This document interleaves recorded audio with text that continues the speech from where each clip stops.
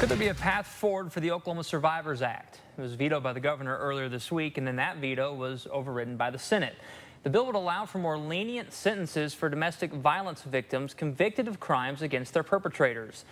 News Channel 8's anchor Brenna Rose went to the Capitol today to try to get the answers on where Senate Bill 1470 stands. At the Oklahoma Capitol, the discussion over domestic violence and the right to defend oneself from an abuser bubbling over this week. The district attorneys are against it. Law enforcement's against that. Judges would be against that. It was a bad bill. The Oklahoma Survivors Act was vetoed by the governor on Tuesday before the Senate voted to override it. Having received 46 ayes and 1 nay, I declare the SB 1470 to become law, the governor's objections notwithstanding. SB 1470 would give the court discretion to potentially resentence incarcerated domestic violence survivors whose victimization was a significant factor in their offense. It would also set sentencing guidelines for future cases. Oklahoma has such high domestic abuse rates, and we need to take that into account. People still need to be held accountable for the crimes they commit, but it should be taken into account the circumstances in which they were committed. It wasn't limited to domestic violence. It had everybody. Friday at the state capitol, the governor explaining his position.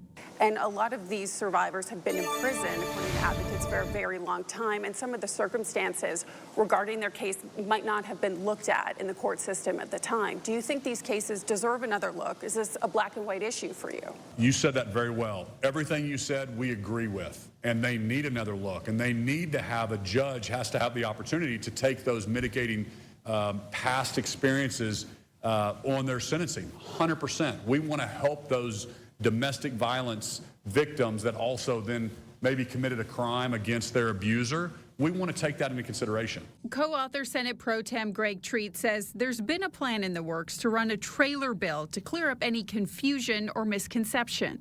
We already had an agreement. The governor just failed to reach out to us and talk to us about the bill. So obviously, I just asked the governor his stance on the bill. He seems to support some of these cases getting a second look. He says the language is too broad. Where's the disconnect? I think he realized after he vetoed it and the people who supported the bill started lighting him up, I think he started realizing he made a mistake. For those it could impact the most, who could potentially apply to have their cases reviewed under the legislation, a message of compassion. Please remember, we're all somebody's daughters, and we're all human beings, and fight for us and treat us like you would treat your own family. As for where the Oklahoma Survivors Act goes from here, the House also has to override the governor's veto in order for it to become law.